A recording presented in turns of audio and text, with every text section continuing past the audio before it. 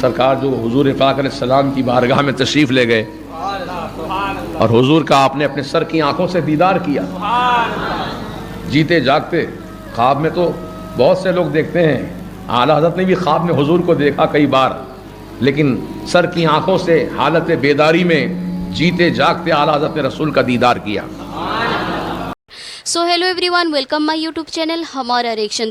تو آج کی یہ ویڈیو بہت ہی خاص ہے، اس کو آخر تک ضرور سنیے گا، اور ہو سکتا ہے کہ یہ بات آپ پہلے سے جانتے ہو لیکن ایک بار اور سن لیجئے گا تو آپ کو ایک الگ ہی تازگی ملے گی، کیونکہ عرس رضوی کا مہینہ ہے تو آپ کو پراؤڈ فیل ہوگا کہ ہم اعلیٰ حضرت والے ہیں۔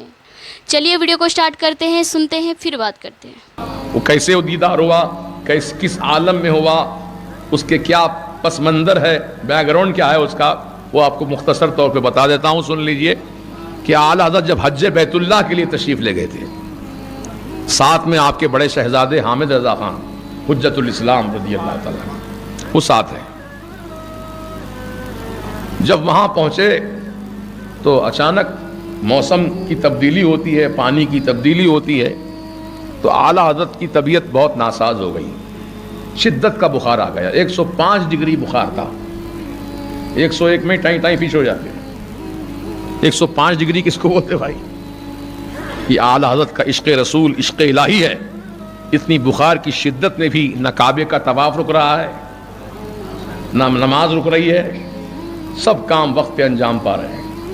اسی عرصے میں مکہ شریف میں رہنے والے جو علماء کرام تھے، مفتیان نظام تھے، جس میں چاروں مسالک کے امام تھے، حنفی، شافعی، حنبلی، مالکی، یہ سب کے ائمہ کرام تھے وہاں پر، تو ان کے پاس کسی نے ایک سوال نامہ لکھ کے بھیجا عربی زبان میں کہ رسول پاک، یہ تو میں کہہ رہا ہوں رسول پاک، وہ تو بیہودہ نجدی تھے، وہ تو نبی کو علم غیب ہے یا نہیں؟ اگر ہے تو پھر قرآن و حدیث سے ثابت کر کے دکھاؤ۔ اور مدت بھی مقرر کر دی کہ 36 گھنٹے کا ٹائم اس نے رکھا کہ 36 گھنٹے میں اس کا جواب مجھے چاہیے، مدلل مفصل جواب چاہیے۔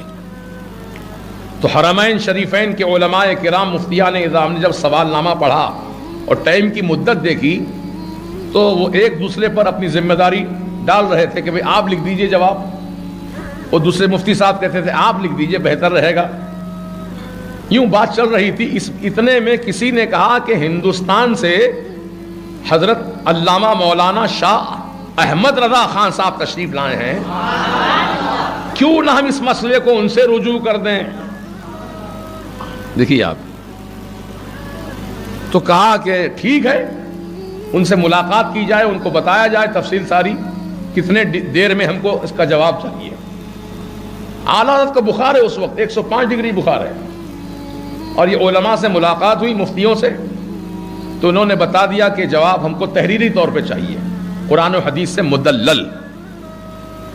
تو اعلیٰ حضرت نے قبول فرما لیا، بعون اللہ الملک الوہاب، یہ فقیر عبید مصطفیٰ انشاءاللہ جواب لکھ دے گا۔ چنانچہ وہ سوال نامہ لے کر گئے اور بخار کی حالت میں اپنے بڑے شہزادے حجت الاسلام کو ساتھ لیا اور کعبۃ اللہ کے صحن میں پہنچ گئے اعلیٰ حضرت۔ کہاں پہنچے؟ کعبۃ اللہ کے صحن میں، جو مطاف کہتے ہیں، طواف کرنے کی جگہ، وہاں بیٹھ گئے۔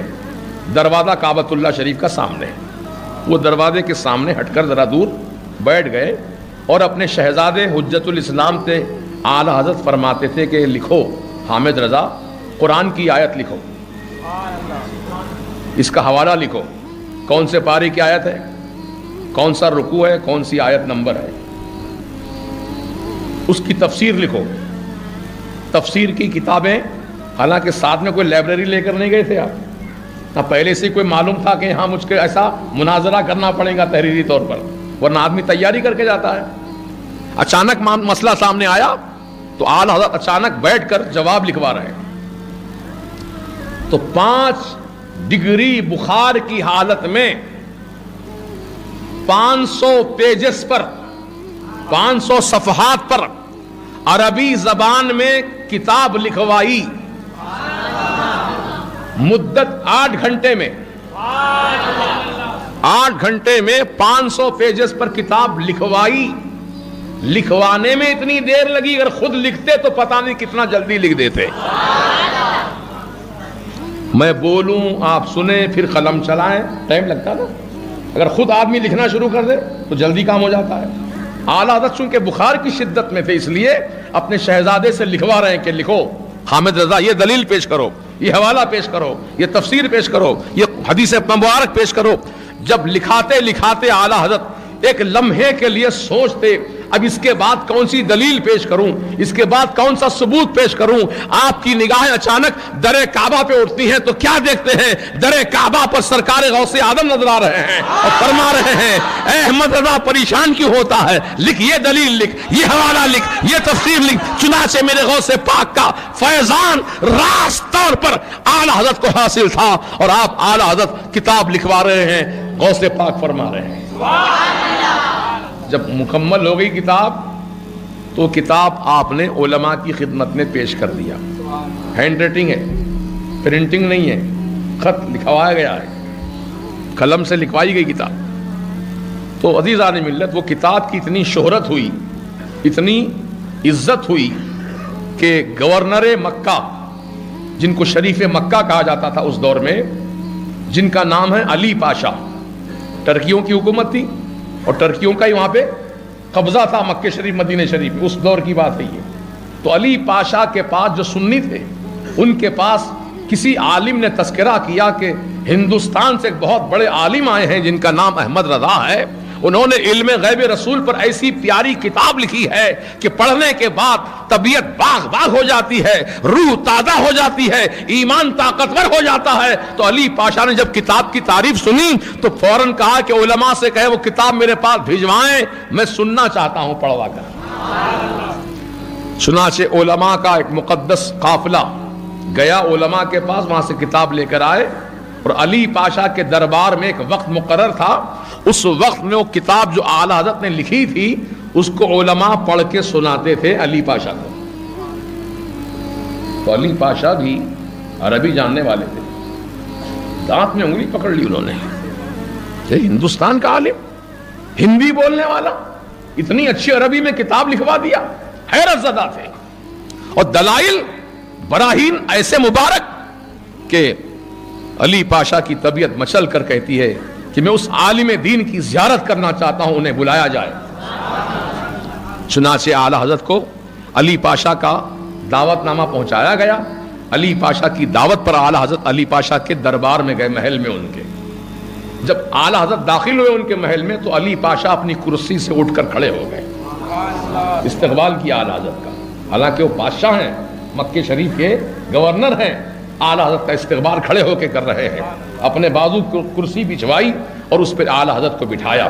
کتاب کے تعلق سے مختصر گفتگو ہوئی اور اس کے بعد علی پاشا نے کہا کہ اے احمد رضا خان، عالم باعمل، عاشق رسول، عالم مدقق، آپ کی معرکۃ الآراء تصنیف سن کر میرا ایمان تازہ ہو گیا.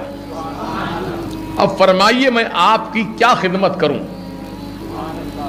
کس نے کہا؟ یہ علی پاشا نے. کیا خدمت کروں آپ کی بتائیے. اگر کوئی دنیا کا حریص و آدمی ہوتا، کچھ دنیا چاہنے والا، تو کہتا علی پاشا آپ تو پاشا ہیں یہاں کے، کچھ دے دیجئے، خزانے بھر بھر کے دے دیجئے تاکہ میں لے جاؤں اپنے ہندوستان میں، وہاں جا کے کچھ کام کر لوں اپنا. نہیں، میرے اعلیٰ حضرت نے نہ دنیا مانگی نہ دنیا کی دولت مانگی. یہ عشق رسول دیکھو اعلیٰ حضرت کا. فرماتے ہیں علی پاشا صاحب، آپ نے مجھ سے کچھ مانگنے کے لیے کہا ہے تو میں آپ سے اس بات کی اجازت مانگتا ہوں کہ اس وقت حج کا موسم ہے.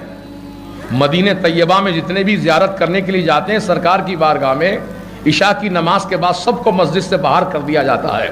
کسی کو مسجد شریف میں اندر رہنے کی پرمیشن نہیں ہے. آپ مجھے پرمیشن لکھ کر دیجئے، اجازت نامہ لکھ کر دیجئے کہ ایک رات میں تنہا اپنے آقا کی بارگاہ میں گزارنا چاہتا ہوں. مجھے کچھ نہیں چاہیے، سرکار کی بارگاہ میں ایک رات گزارنے کا مجھے موقع دیا جائے. علی پاشا خوش ہو گئے، فوراً اجازت نامہ تحریر کر کے حوالے کر دیا. اعلیٰ حضرت نے اس کو بوسہ دیا، اجازت نامے کو سر پہ رکھا خوشی سے جھومتے ہوئے. اس وقت اونٹوں پہ سفر ہوتا تھا. اعلیٰ حضرت بخار کی شدت میں اونٹ پہ سوار ہیں, شدت کی گرمی ہے, سفر کرتے کرتے کرتے کرتے 8 دن میں مکہ شریف سے مدینہ شریف پہنچے. راستے میں کہیں کہیں قیام ہوا آپ کا طبیعت کی وجہ سے. وہ چلتے چلتے 8 دن کی مدت میں مدینہ پاک پہنچے. اور جب وہ حسین منظر آیا کہ مدینہ پاک میں سرکار دو عالم شہنشاہ کون و مکان علیہ السلام کی بارگاہ میں اعلیٰ حضرت کی حاضری ہو رہی ہے, آنکھوں سے آنسو جاری و ساری ہیں, حضور کی محبت میں دل تڑپ رہا ہے. جب عشاء کی نماز ہو چکی, سب کو باہر کر دیا گیا, دروازے بند, کھڑکیاں بند. اب رسول کی بارگاہ ہے اور اعلیٰ حضرت کی ذات ہے, کوئی نہیں ہے وہاں, اعلیٰ حضرت سرکار ہے. آقا کی بارگاہ میں عرض کرتے ہیں, یا رسول اللہ, احمد رضا کو آپ نے خواب میں کئی مرتبہ دیدار عطا کیا, یہ آپ کا کرم ہے سرکار, لیکن آج احمد رضا ایک تمنا لے کر آیا ہے آپ کی بارگاہ میں. میں خواب میں نہیں, حالت بیداری میں آپ کا جلوہ دیکھنا چاہتا ہوں. سرکار کرم کر دیجئے, اپنا جلوہ دکھا دیجئے. زار و قطار روتے رہے, اور یہ غزل اسی وقت لکھ کر آپ نے سنائی حضور کو. وہ سوئے لالا زار پھرتے ہیں, اے بہار تیرے دن پھرتے ہیں. یہ غزل نعتیہ غزل لکھ کر کے اعلیٰ حضرت نے حضور کی بارگاہ میں پڑھی, سنایا سرکار کو. بس وہ مقبولیت کا وقت تھا, آپ کا معروضہ قبول ہو گیا. رسول آدم علیہ السلام نے اپنا جلوہ سر تا پا دکھایا, سر سے لے کے پاؤں تک اتنا چہرہ ہی نہیں دکھایا, پورا بدن پاک حضور کا. اعلیٰ حضرت نے اپنے سر کی آنکھوں سے دیکھا, اللہ اکبر, اور پکار اٹھے. کیا پکار اٹھے کہ اللہ کی سر تابہ قدم شان ہے. یہ کب کہا جاتا ہے؟ جب کوئی چیز سامنے ہو. یہ مسجد شہزادی بیگم, یہ وہ نہیں بولیں گے, وہ مسجد شہزادی بیگم نہیں, یہ مسجد یہاں موجود ہیں. آپ کہیں گے یہ, اور جو غائب ہوتے ہیں, نگاہوں سے دور ہوتے ہیں, ان کو کہتے ہیں وہ. تو اعلیٰ حضرت کا شعر سمجھو, اللہ کی سرتاب قدم شان ہے یہ. رسول کا جلوہ دیکھ رہے سر سے پاؤں تک, فرما رہے اللہ کی سرتاب قدم شان ہے یہ.